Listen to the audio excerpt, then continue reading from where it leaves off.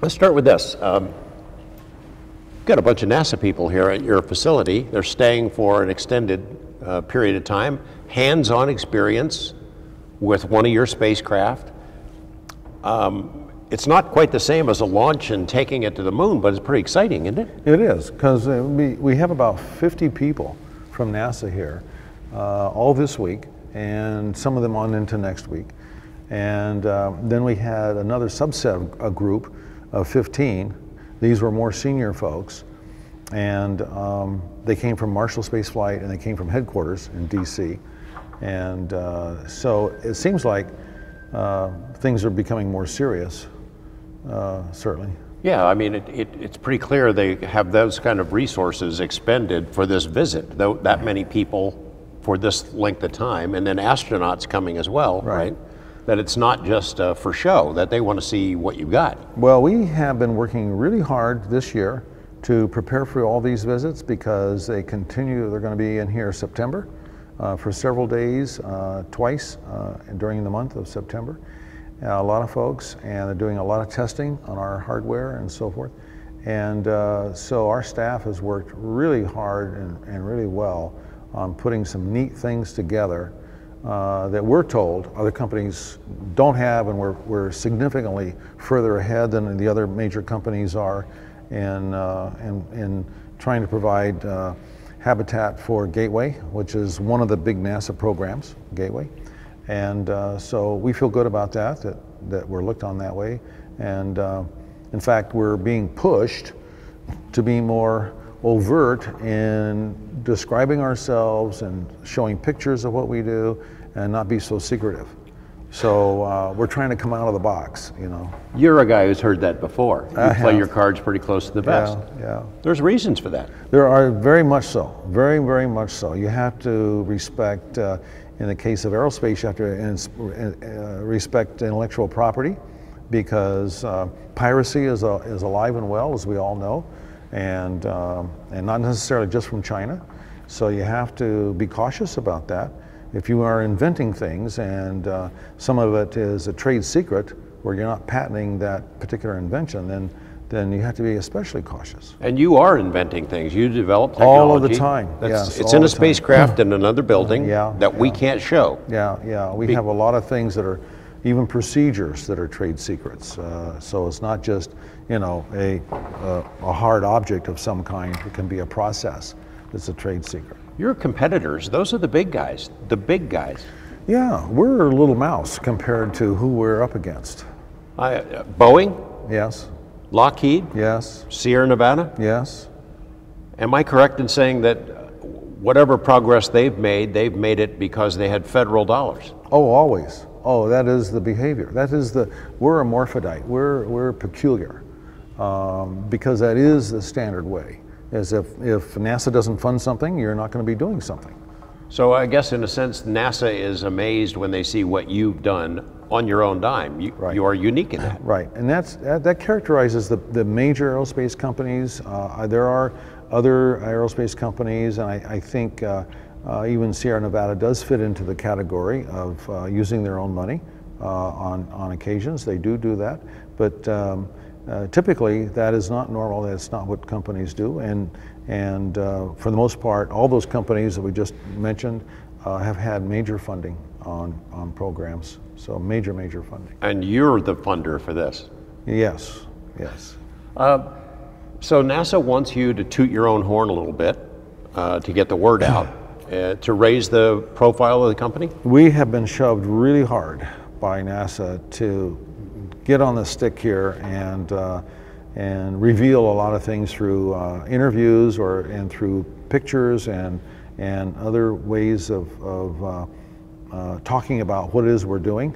And we're told that we're very far ahead of our competitors in habitat development, which is not a surprise. We should be. Shame on us if we're not. And our team has done some terrific work. So we have some really neat stuff. So have you had feedback from the people who are here yet as they get hands-on experience with what your spacecraft can do and the features that are on it? I haven't talked much with the 50 some odd people. I've shaken some hands and I haven't talked with them much. But we did have an all-day session yesterday with a subset of 15 other folks, senior folks, and they were very enthused and surprised by what they saw. And we had a lot of good discussions. Well, make the pitch. What do you have? What are the advantages that your system has that the other versions do not, that your competitors don't? One simple way to look at that is that if you look at what the International Space Station would cost today, people would say, well, it would be about $150 billion to build that station, including the transportation of the modules up there to combine everything. And so if we were to look at, well, what if we created the same volume, which is about 950 cubic meters of habitable volume, and what would it cost us to do that? And it turns out per cubic meter, it's 1/48th the cost of what the ISS would cost for the same volume. So you could duplicate the ISS or make it bigger and better for a fraction of the cost. Yeah, so expandable systems are not just far safer from a radiation standpoint or a space debris standpoint, but it's the volume that matters. So per cubic meter, you're getting it like 1/48th as a comparison of the cost of a metallic structure. You know, so huge advantage. That's been your pitch since the beginning, is the fact that there is no space in space. There's no space to work up there. To work, to play, whether it's space tourism, whether it's laboratories, that's the driving force behind your idea. And believe it or not, George, there are a lot of folks in NASA that just really don't understand the value of the volume. Well, and so we hear questions like, well, so what? What do you do with all that extra room?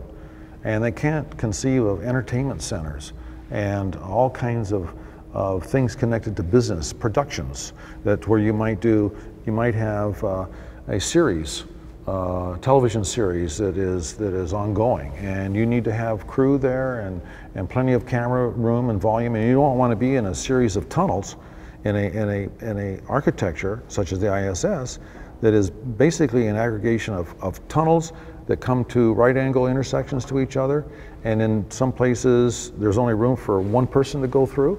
So it's like an artery with a lot of plaque in it, because there's so much congestion of all kinds of things around it. But the station's 20 years old, so it has accumulated a lot of stuff, and all that stuff is in your way from a business standpoint. It's difficult. That's not the purpose of the station. We walked through the demonstration model that you have over there, and even though you've got levels that would not be in the craft that would be in space, I mean, there's a lot of room, and I would imagine the NASA people who are there looking around, they get it, that there's room enough for an entertainment, there's room for an exercise, there's radiation panic room protection areas, and then places where scientific experiments could be done, and 2 bathrooms. And while we on Earth might not think that's a big idea, it's a really big idea up there. It's huge. It's huge. Toilets are a big problem. They can be a huge problem, and you can sacrifice a mission if you have a toilet problem. It's the end of your mission. So yeah, we have a lot of redundancy in galleys, double toilets. We have double hygiene areas. It's kind of a substitute for showers. And our cruise quarters are double the size of anything that's on the station. They're about 4.5 cubic meters, and the stations are about maybe 1.5, 1 3/4 cubic meters. So you were a huge fan of expandable systems. We're sitting in a structure right now that is theoretically possible to build.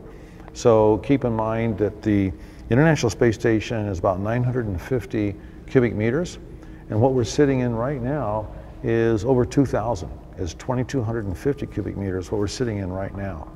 And someday, this kind of structure is going to be launchable, because it's a function of, do you have the rocket power, and do you have the size of the diameter of fairing, where you can pack something in that's 8 meters in diameter, and then this thing would expand to be about, maybe 40 feet in diameter. What's the name of this one, and what's the reaction when NASA people, astronauts, walk into it and take a look? This is a favorite exhibit, because this is called the Olympus, and this is a holy cow exhibit, because everybody does it. And for some reason, when you start to walk up these balconies, it starts to grow, and it's an optical illusion, but it starts to expand their imagination.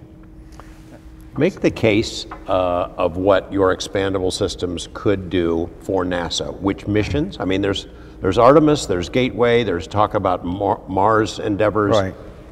Could it fill all of those holes? Absolutely. So it not only has a tremendous bandwidth of different uses in low Earth orbit, about 25 different kinds of uses, like maybe a dormitory would be one, growing food would be two. So there are about 25 of those kinds of uses. And then it definitely can be a lunar depot, a great lunar depot. And you want a serious lunar depot would be something that orbits very frequently, maybe once every 30 minutes around the moon. And so that you have access to it if you're in trouble on the ground. So lunar depot, that would basically be a home base for whatever is on the lunar surface. Correct. So that maybe in emergency somebody has to be sent up. You don't want to have to wait a week for it to come around. Our expandable systems can be a lunar base. I think we have something on our website that shows that. We have a scenario of 9 storyboard that has 9 different views of what we call first base. There would be a lunar base, and that storyboard describes how do you get it from Earth to the moon. And of course, if you're going to Mars, you absolutely want the largest systems you can. So the idea of sending somebody in just a small vessel to Mars is lunacy, no pun intended, but it's crazy. You never do that. It's actually, it's the reverse. The further away you are from Mama, from Earth, the more assets and the larger structure you want. It's just the opposite. Instead of thinking that, oh, you're just going to have small structures, which is what the thinking has been for a long time. It's starting to change right now. It's starting to change in the reality of that, but it's really connected to the fact that the thinking has always been about rigid systems, and therefore you're limited to the size of the fairing, and that's as good as it's going to get. And you're launching, you're trying to push a large mass, and so you don't get the efficiency that the expandables have. So the expandables are lighter weight per cubic meter. They're the only way to go to Mars and beyond. It's the future of space travel for the rest of this century. There's a psychological aspect to it. More space for a long journey like that, good for the mental health of the astronauts who are doing the traveling, but it's also physical. I mean, it's hard to understand this, get your head around, but it's actually safer to have those systems that you're dealing with, and you have plans for radiation shielding inside. Absolutely. So aside from that, is you don't want the trip to be something you have to endure. Wouldn't you like to spend 6 months getting to Mars, and you say, wait a minute, I'm having so much fun here on station, I don't want to leave yet. You guys go ahead and go on down to the surface. I'll be the next crew down because I'm having a great time. And then you're anxious to have the next 6 months going back to Earth. And that's what you can have as entertainment centers in these kinds of spacecraft that just blow your mind in terms of all the things that you can do, and have all kinds of great fun games to play and virtual reality interaction with different things. And so that's what we see for in the future. And sometimes NASA people make a big deal of windows, and we say, wait a minute, why would you want just a puny window? Wouldn't you want a screen that maybe is 12 by 16 feet or 16 by 20 feet, and it actually is going under your feet because it's part of the hull of the space station that you're in, the spacecraft that you're in. And it's basically a giant TV screen that's connecting to all the cameras on the outside. So you're getting close-ups, any close-up that you want of anything that you see, and it can be right in your face, or it can be in the perspective that you're actually seeing it. So you have a gigantic screen that no window could accomplish. So those are the things we're doing right now, and we have a full-scale structure that NASA folks are going into today, right now, that has large screens that are bendable to the hull of our spacecraft. Just much more livable and comfortable. Oh, and yeah, and so you have cruise quarters that have great accommodations in them that are large, and so it's hard to not oversell expandable systems. Could you give me your assessment of where these different endeavors stand? Artemis and Gateway, a Mars program. Are they going, or at least two of the three, going to happen? Is NASA going to move forward on those fronts? So there never has been a space program that has been able to be adopted in its entirety from one president to the next president. So the history has been over the last half century that every president wants to have their own imprimata on their own stamp on whatever their own creation is. And so the struggle right now, Trump no doubt will be, unless something really weird happens, will be reelected, and he will be out of office in 24. And then somebody in 25 is going to take over. So part of the challenge now is not only trying to get the money for Artemis, which is the lunar lander program, but get all those assets built and concluded before 24 is over, before that time is out, so they can actually accomplish the launch and position themselves for future launches and so on. So that's one big target. There are ambitions. You have to take what Trump is saying seriously about Mars, I think. Anytime a president is speaking, you should be taking it pretty serious. And so he's mentioned Mars more than once. And so there is an effort to try to think about that and do something about that. That would be another very major program. Over the long haul, it would dwarf Artemis in expense and effort. It would make Artemis look very small, very puny. And it would have to be multiple phases going to Mars. We would love to be part of that effort and provide the habitats going there, you know, the whole transportation dwelling that everybody's going in. And again, you don't want just 4 or 5 or 6 people going to Mars. You need to have backups from medical standpoint or all kinds of other disciplines, engineering and so on, and lots of assets, because it's whatever you take with you is as good as it's going to get. That's it. Whatever you have, you know, you're not going to send for extra supplies on something. So Artemis, Gateway, Mars down the road. Are Artemis and Gateway are going to happen? And do you think that by 2024 is a realistic goal? If they get the money, and that's what we constantly hear. If you get the money, it's going to happen. And so then it's, well, what if you only get part of the money? Well, then you're going to have to kind of band-aid and baling wire something together maybe that was not as complete a picture as you'd hoped for. And that already has started to happen. The original Gateway program was a number of different elements, maybe eight or 9 different elements. And now they're trying to look at, well, maybe we can get by with half that number. We don't know. In the competition against the big guys, how important is it that you have Beam with already a 3-year successful track record on ISS? So from a general public standpoint, it's probably forgettable. It's not terribly noteworthy. It happened 3 years ago, and I think. But it's happening today. It's still there. It still exists. Yeah, it's still on board. It's the only privately owned enclosure and habitat that exists on the ISS, and we own that. But from a general public standpoint, I don't think it matters too much. From an engineering standpoint, it's huge, because it's validating the efficacy of all expandable systems, the hull and the way it's made and put together and so on. And so that they have technical readiness levels, TRLs, and that's a TRL 9, which is the highest there is, because it's been occupied. Doesn't get any better than that to be occupied and actually used.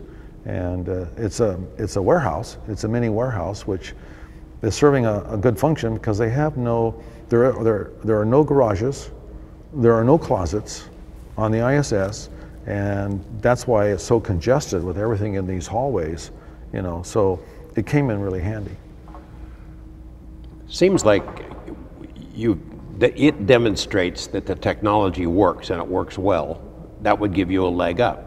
But as we know from the history of NASA, decisions that are made are not always made on the basis of logic and evidence Right. and experience. Right. There are other factors involved. So you have to worry that other factors come into play and it might not be a fair playing field. It's an agency, it's a government agency, and I don't think there is no agency in the United States government that is immune from politics.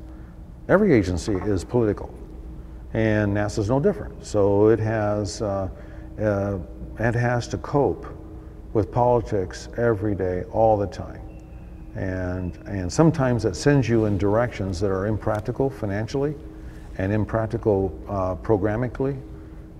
So, politics is, a lot of times it isn't a good thing.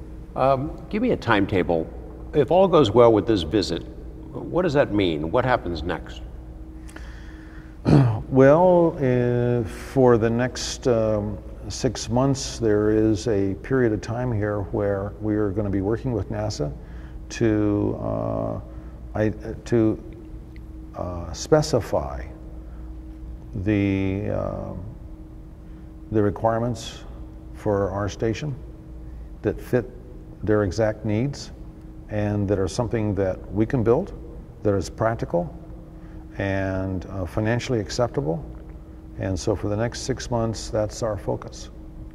If you were to get the Gateway, if you were to get Artemis, you'd want both. You want to be involved in both, right? Well, yeah, the Artemis program is primarily a lunar lander kind of focused program, and Gateway supports Artemis, because Gateway is an orbiting, it has a very irregular orbit. It's not just circumnavigating the moon at all. It goes out 75,000 kilometers from the moon and then comes on back, and I think the closest it gets is maybe 1,500 or 2,000 kilometers from the moon is the closest it gets.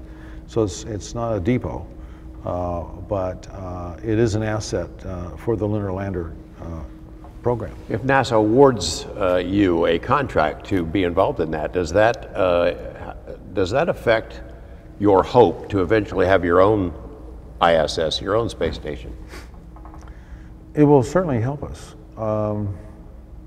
We probably would like to join a consortium of companies to embark on lunar activities from a business standpoint, commercial standpoint, and you can't do that alone. So we would like to be part of a consortium doing that, and but it helps give us cachet value in being part of a large NASA program like that. So we welcome this opportunity. I mean, you do still want to have your own space station. Oh, we definitely do. We absolutely, definitely do. You had companies and countries that were ready to sign on. Where does that stand? Well, a lot of that has been stalled because of different kinds of reasons. The main reason is the lack of transportation. It hasn't changed in 20 years. We don't have a usable commercial system. In fact, we have no transportation system in America at all since the shuttle stopped flying in 2011. But the shuttle never was able to be affordable by the commercial sector. You have to print money to be able to afford the shuttle. That was $1.5 billion every time it launched. So, SpaceX is making a lot of headway on transportation, and hopefully in a year or so, it's getting very, very close. You put your money where your mouth is. You plunked down a big pile of money to secure 4 flights, right? I did. Is that, what was the aim of that? What were you going to do with those flights? And can you still pull that off? Well, what we learned, unfortunately, was that what we were told was too premature. It was too soon. So we concluded a great contract with SpaceX. They were terrific people to work with. They are terrific people to work with. We like those folks a lot. But it was premature because NASA was not ready. And even though we were told they were ready, they weren't at all.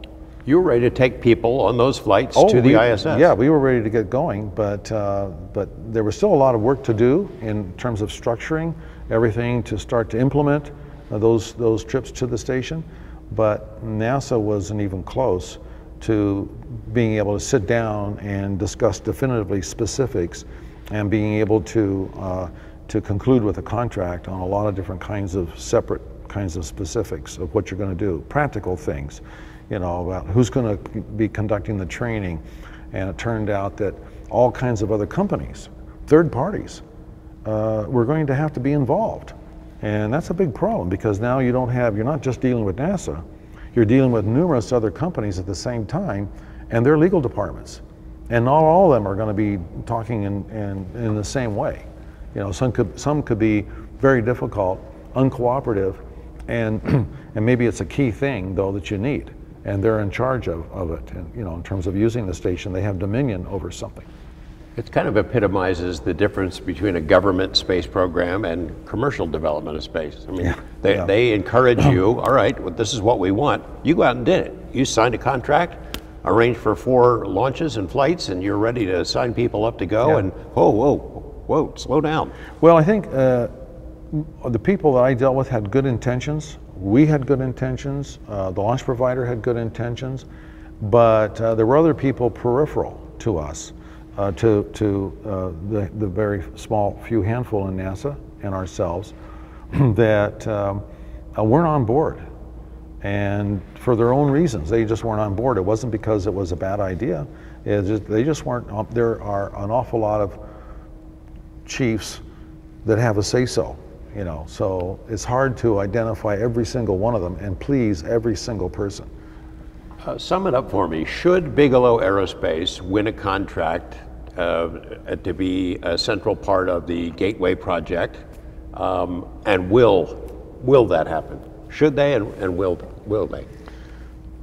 I think it's logical that what we have to offer is used, and what we've presented to NASA is accepted. I think it's logical. I think it's financially logical, and I think it's structurally logical.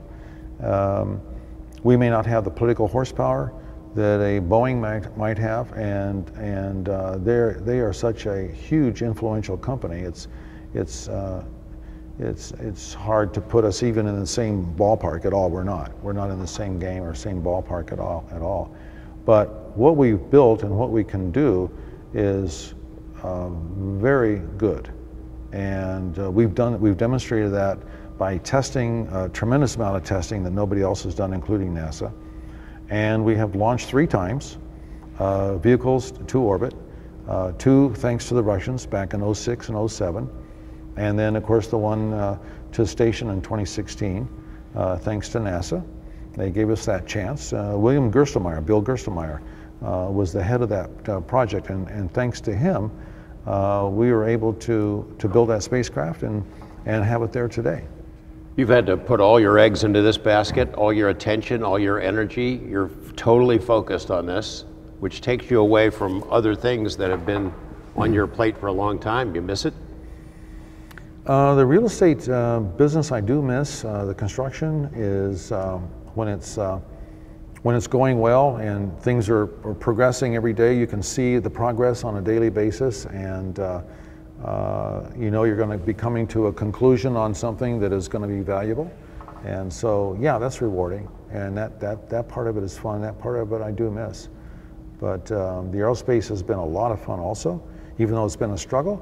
It's basically been a great 20 years that we've had so far. I meant your other interest that the public knows you for. Esoteric topics.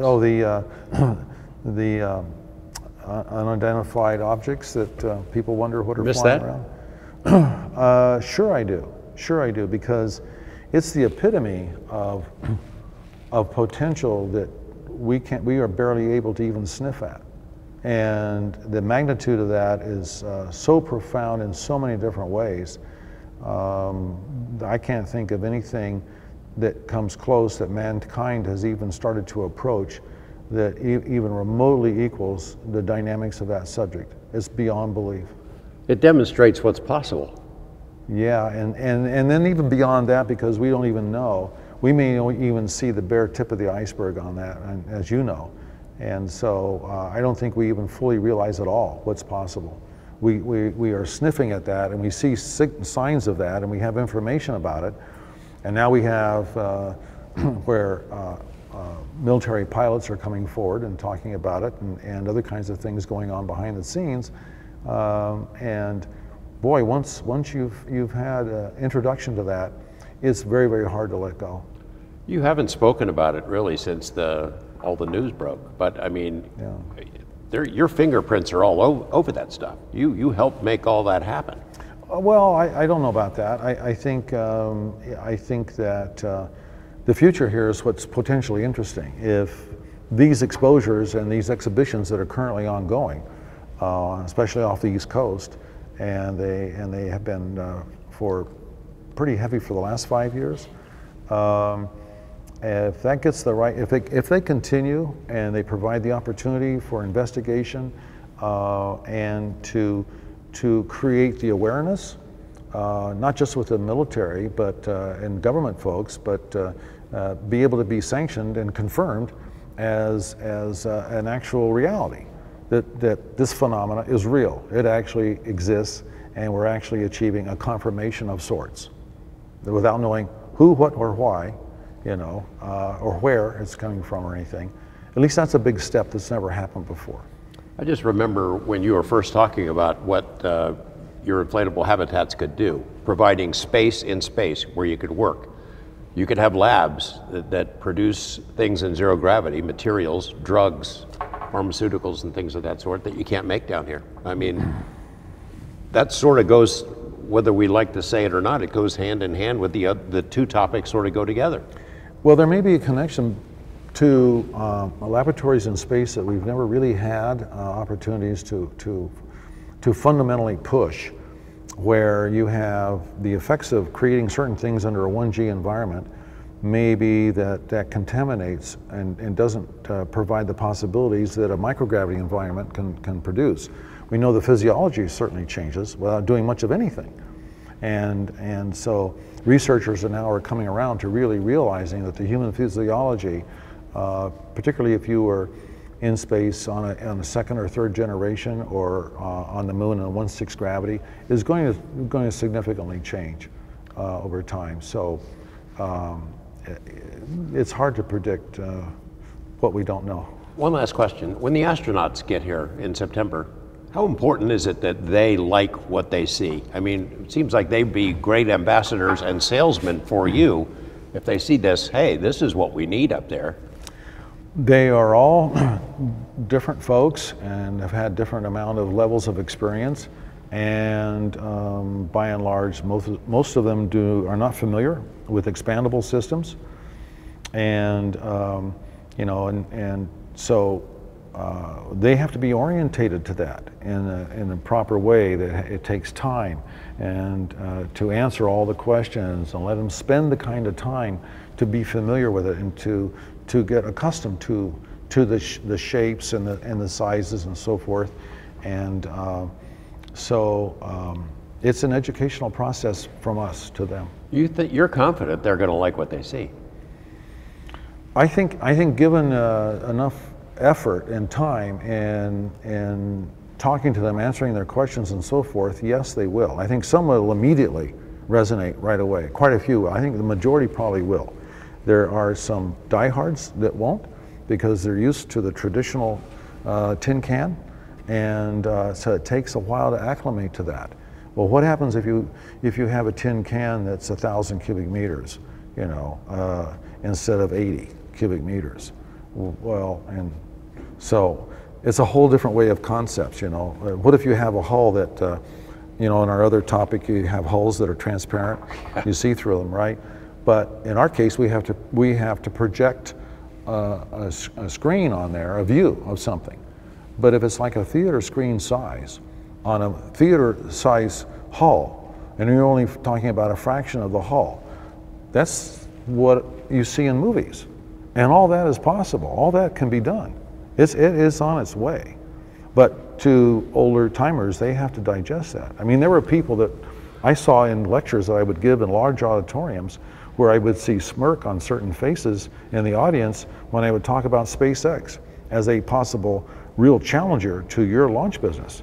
And they thought it was funny as hell, you know? And I'm thinking, my God, where's your thinking here, you know? Are you that limited, you know? What's going on? You talk to Elon Musk, you communicate on a regular I don't talk to him. I talk to his president more than anybody, and because she runs the company as the president. Elon is a moving target all the time, so I don't talk to him like I used to at all. Seems like natural synergy, though. They have launch systems, and you have a place to. You would presumably have a place for them to go. They want to get people into space. You want to give people a place to go when they get up there. Well, yeah, you would think destination folks need transportation, and transportation need destinations, right? They need to have a location to go to. So that's certainly very logical.